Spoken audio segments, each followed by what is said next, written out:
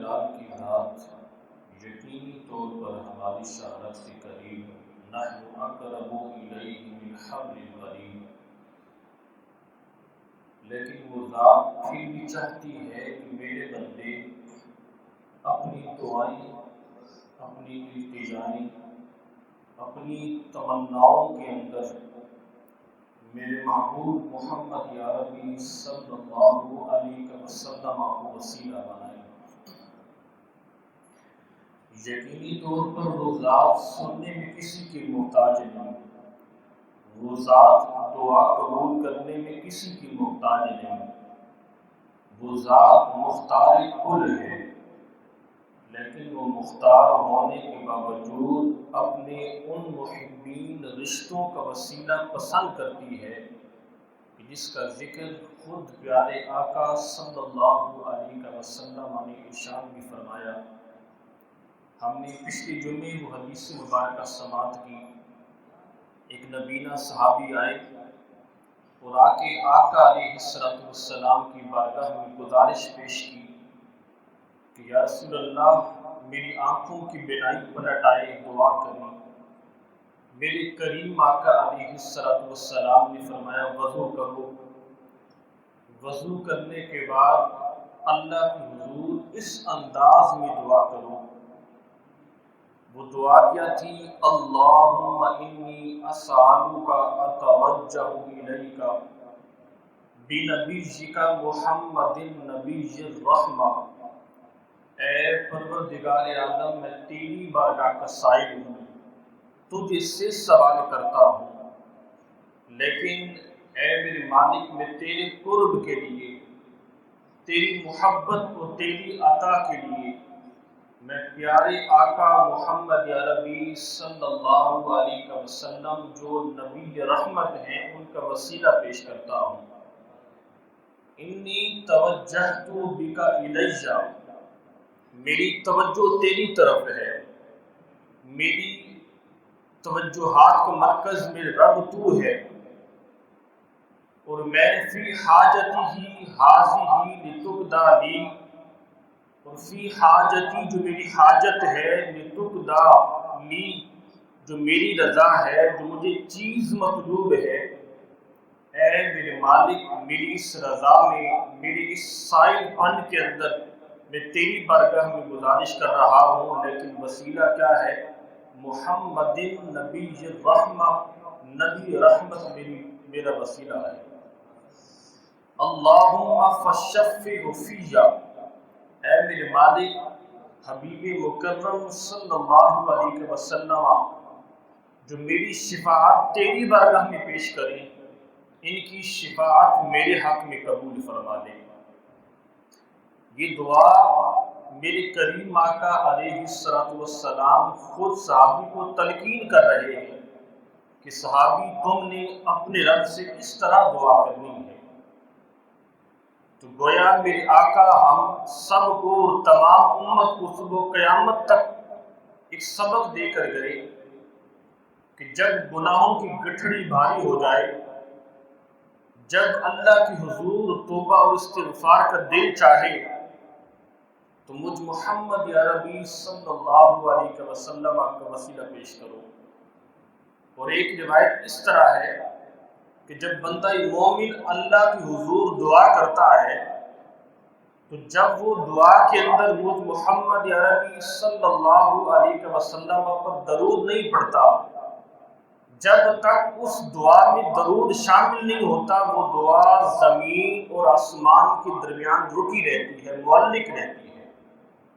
اب ایسا نہیں معاذ اللہ کی ذات وہ دعا عرشوں پر جائے تو تب سنے، جب وہ رب قریب ہے تو قریب رہ کے سنتا ہے، لیکن میرے آقا نے اس بات کی وضاحت کی اس رب تک دعا پہنچتی ضرور ہے، لیکن قبولیت اس دعا کی تب تک نہیں ہوتی کہ جب تک اس دعا کے اندر مجھ محمد پر درود نہ پڑھا جائے۔ اس لیے آپ جب دعا سنتے ہیں تو دعا کے شروع میں ہم کیا پڑھتے ہیں؟ اللہم صلی علی محمد، اور آخر میں پھر کیا پڑھتے ہیں؟ صلی اللہ علی محمد۔ دعا کی ابتدا میں اور انتہا میں جو درود پڑھا جاتا ہے وہ درود اس بات کی دلالت کرتا ہے کہ ہم یا اللہ پیارے آقا کی اس درود کو اپنی دعاؤں کا وسیلہ بنا رہے ہیں، اس دعا کو اس درود کے وسیلے کے صدقے میں قبول فرما۔ اب جہاں پیارے آقا علیہ السلام نے ہمیں یہ تلقین دی کہ تم نے میرے وسیلے سے میری اللہ کی حضور دعائیں کرنی ہیں، وہاں اللہ رب الجلال نے قرآن کریم کی آیت کریمہ کے اندر یہ بھی اعلان فرمایا، سورۃ النساء ہے، اللہ ارشاد فرماتا ہے کہ حبیب جب یہ لوگ اپنی جانوں پر ظلم کر بیٹھے، اپنی جانوں پر ظلم کر بیٹھے، گناہ بے بہا کر بیٹھے، جرموں کی گٹھڑیاں، گناہوں کی گٹھڑیاں ان کے کاندھوں کو جھکا دیں، تو میرے کریم رب نے اعلان کیا کہ حبیب اب انہیں بخشش تو مجھ رب سے مانگنی ہے، سوالی تو میرے ہیں، توبہ میری بارگاہ سے کریں گے، لیکن حبیب انہیں چوکٹ تیری وسیلہ بناؤں گا، انہیں چوکٹ تیری وسیلہ بناؤں گا۔ سورۃ النساء ہے، اللہ تعالیٰ نے اس آیت کریمہ کو ذکر کیا۔ ارشاد ربانی ہوا وَلَوْ أَنَّهُمْ إِذ ظَّلَمُوا أَنفُسَهُمْ جَاءُوكَ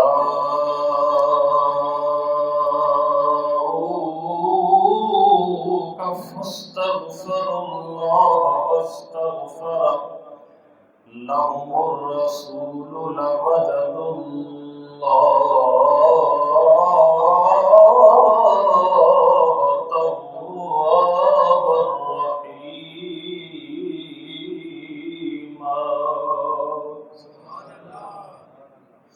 اللہ رب الجلال نے فرمایا حبیب گناہگار آئیں گے، حبیب وَلَوْ أَنَّهُمْ إِذ ظَّلَمُوا جن لوگوں نے اپنی جانوں پر ظلم کر لیا، گناہ بے بہا ہو گئے، اے میرے کریم محمد بخشش مجھ سے مانگیں گے، فَاسْتَغْفَرُ اللَّهَ توبہ میں قبول کروں گا، اے میرے محمد سائل میرے ہیں، بھکاری میرے ہیں، لیکن فرمایا وَاسْتَغْفَرَ لَهُمُ الرَّسُولُ،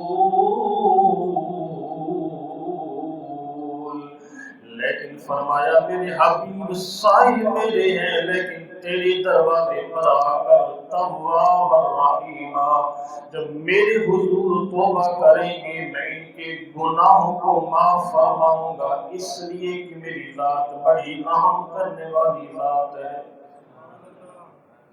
یہ وسیلے کا ذکر اللہ خود فرماتا ہے کہ میرے حبیب تیری چوکٹ پر آئیں گے۔ کون تیری چوکٹ پر آئیں گے؟ جو گناہ کر بیٹھے، جو گناہ کر بیٹھے۔ وَلَوْ أَنَّهُمْ إِذ ظَّلَمُوا أَنفُسَهُمْ جَاءُوكَ فَاسْتَغْفَرُوا اللَّهَ، کہ وہ لوگ کہ جو گناہ کر بیٹھے ہیں، جانوں پر ظلم کر بیٹھے ہیں، گناہ بے بہا کر بیٹھے ہیں، کہا کہ اب وہ آئے میرے حبیب کی چوکٹ پر آئے۔ قرآن دعوت دے رہا ہے، کدھر جانا ہے؟ لَوَجَدُ اللَّهَ، آنا ہے حبیب کی چوکٹ پر، لیکن مانگنا کس سے ہے؟ اللہ سے۔ توبہ کس سے کرنی ہے؟ اونچا بول، توبہ کس سے کرنی ہے؟ اللہ سے۔ معافی کس سے طلب کرنی ہے؟ اللہ سے۔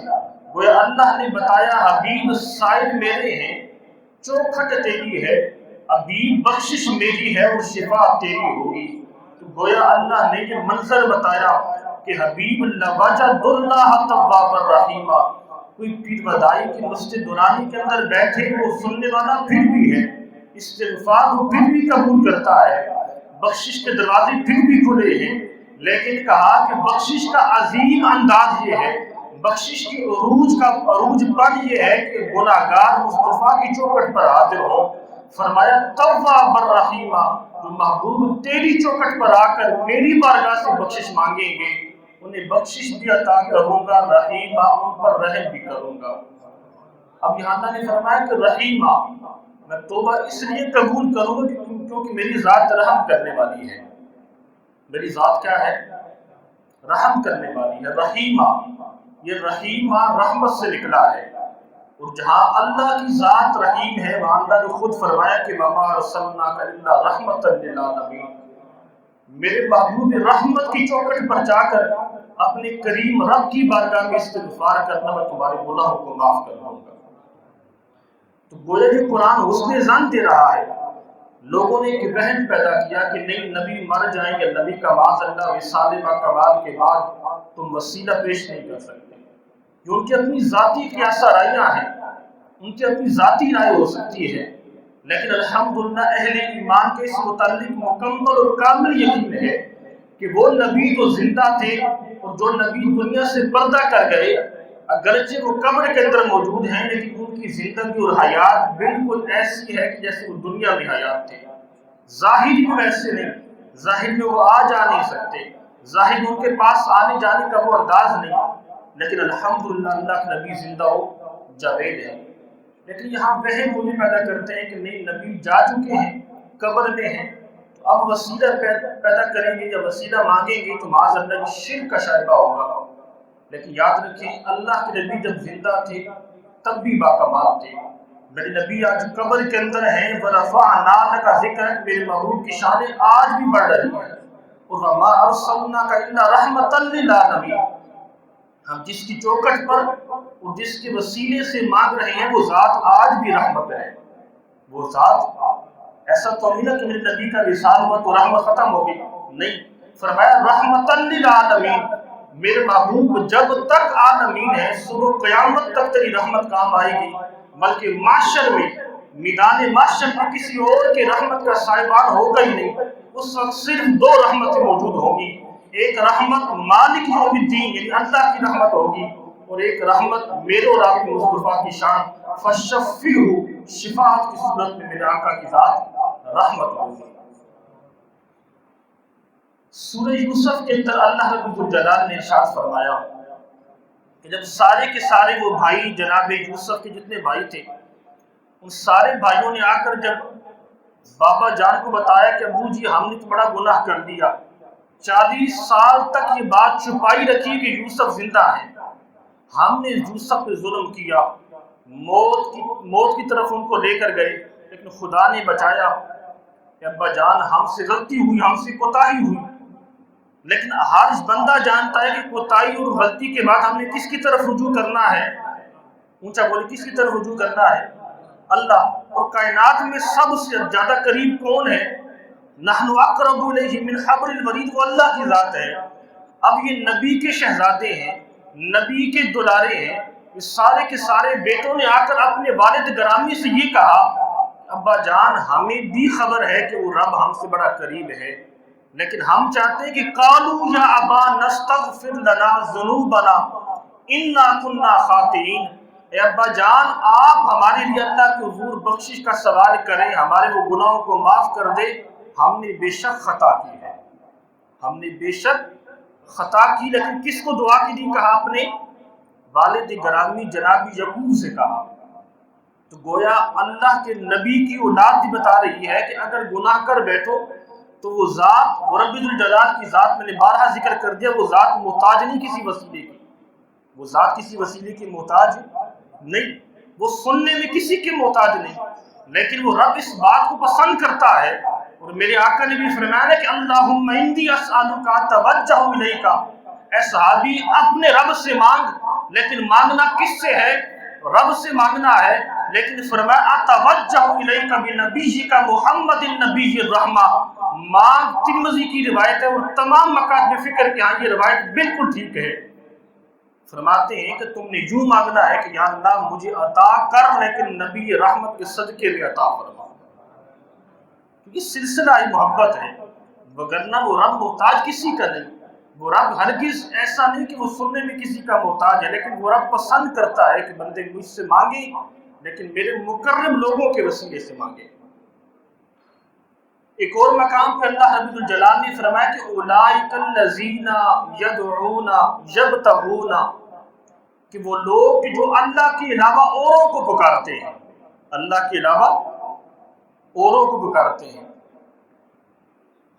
بڑا المیہ ہے کہ ہمارے منبر و محراب سے صرف اور صرف شرک، بدعت، حرام اور ان چیزوں کی آوازیں بلائی جاتی ہیں، اور جان بوجھ کر ایسی ایسی آیتوں کے معنی اس طرح تبدیل کر کے آج ہم بزرگان دین کے جب قبور پہ جاتے ہیں، الحمدللہ ہمارا 100% یہ یقین ہے کہ سننے والا صرف اللہ ہے. ہم اللہ سے مانگتے ہیں، کسی مزار والے سامنے کبھی کچھ نہیں مانگا، الحمدللہ وسیلہ پیش کرتے ہیں. لیکن یہی لوگ یہی آیت کریمہ ہم پہ فٹ کرتے ہیں کہ دیکھو یہ معاذ اللہ قبر پرست ہے. کتنا بڑا ظلم، کتنی بڑی زیادتی ہے. قبر پرست سے معنی یہ ہے کہ جو معاذ اللہ قبر کی پوجا کرنے والے ہیں. اکثر کہتے ہیں نا جی آپ حرمین کے پیچھے نماز پڑھنے سے کیوں ہچکچاتے ہیں، آپ کیوں منع کرتے ہیں؟ میں کر کے منع نہیں کرتا، میں نے خود حرمین میں جا کے نمازیں پڑھی، امام پیچھے جا کے نمازیں پڑھی الحمدللہ. میں نہیں منع کرتا بے شک جا کے نمازیں پڑھیں، لیکن میرا سوال یہ ہے کہ جو شخص مجھے صرف اپنے بزرگان دین کی قبر پہ جا کر ان کے فاتحہ کے لیے مجھے قبر پرست کہیں، تو کیا میں ایسے شخص کے لیے تو جو مجھے کافر کہے؟ قبر پرست سے کیا مراد؟ قبر کی پوجا کرنے والا. اس سے کیا مطلب؟ یعنی کافر، ہمیں کافر کہتے ہیں وہ لوگ. لیکن حسن ظن رکھ یہ بات صرف فرض کر رہا ہوں کہ محراب و منبر سے یہ شدت اختیار کرتی ہے. قرآن نے کہا اولئک الذین یدعون، وہ لوگ جو اللہ کے علاوہ اوروں کو پکارتے ہیں. ہم اوروں کو پکارتے ہیں صرف وسیلے کے لیے. ہم جانتے ہیں کہ ہمیں دینے والا صرف اللہ ہے، ہم مانگتے بھی صرف اللہ سے ہیں. قرآن کریم نے کہا یبتغون، وہ جب پکارتے ہیں کن کو؟ اللہ کے نبی جناب عیسیٰ کو جب اللہ نے زندہ اٹھا لیا.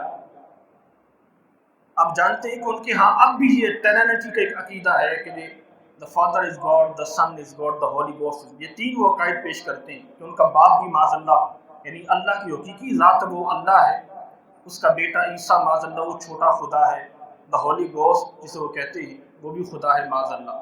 وہ تین عقیدے پیش کرتے ہیں. اس وقت ان کا یہ عقیدہ تھا کہ اللہ کے نبی جناب عیسیٰ اللہ کے بیٹے ہیں.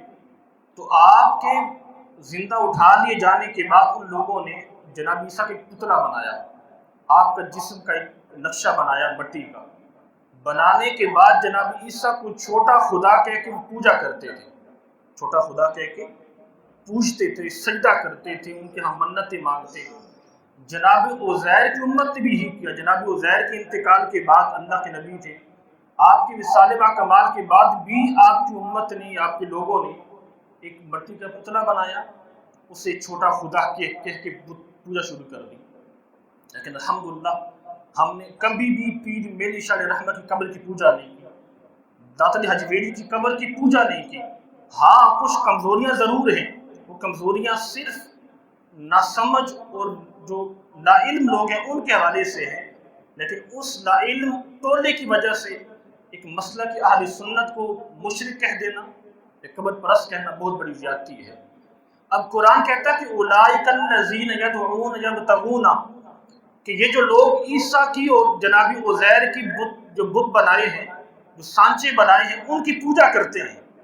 اب قرآن کیا کہتا ہے؟ فرماتا ہے کہ یہ جو جن کی یہ پوجا کرتے ہیں، یہ عیسیٰ اور عزیر وہ ہیں، دونوں وہ ہیں، یا دیگر انبیاء وہ ہیں کہ جو اللہ تک پہنچنے کے لیے یا اللہ کا قرب حاصل کرنے کے لیے وسیلوں کو تلاش کرتے ہیں. یہ کس کو تلاش کرتے ہیں؟ یعنی نبی وسیلوں کو تلاش کرتے ہیں. اللہ قرآن میں فرما رہا ہے یہ نبی ہیں جو وسیلوں کو تلاش کرتے ہیں. تو یاد رکھیں یہ وسیلہ الحمدللہ تعالی یہ انبیاء علیہ السلام کی سنت ہے، اللہ نے ترغیب دی ہے. میں نے پہلے عرض کیا کہ وسیلے کی تین قسمیں، چار قسمیں. ایک وسیلہ کیا ہے؟ ایمان کا وسیلہ، یا اللہ ہم ایمان لائے، اس ایمان کے صدقے میں دعائیں قبول کر. دوسرا وسیلہ ہم تجھے تیرے ناموں کا وسیلہ دیتے ہیں، اسماء حسنہ کا وسیلہ دیتے ہیں، تو جبار ہے، تو قہار ہے. تیسرا وسیلہ کیا؟ ذات کا وسیلہ، ولی کا وسیلہ جائز ہے اگر کامل ولی ہے. نبی کا وسیلہ، کبھی نبی کی سیرت کا وسیلہ، کبھی کہتے ہیں نا کہ یا اللہ ہمیں پیارے آقا کے زلفوں کا صدقہ یہ دے، کبھی نبی کریم کے نامین کا صدقہ یہ عطا کر. کیا وجہ ہے؟ صرف یہ وجہ ہے کہ جو قرآن نے کہا کہ بلو انہم اذ ظلموا انفسہم، حبیب کی چوکھٹ پر جا کر نبی کریم کا وسیلہ پیش کرو. اور خود قرآن اللہ کے نبی نے بھی فرمایا جب بھی اللہ کے حضور دعا کرو اتوجہ الیک بنبیک محمد النبی الرحمہ، کہ میرے نجپال نبی امام الانبیاء نے فرمایا کہ مجھ محمد کے وسیلے سے اللہ کی بارگاہ میں دعا کرو.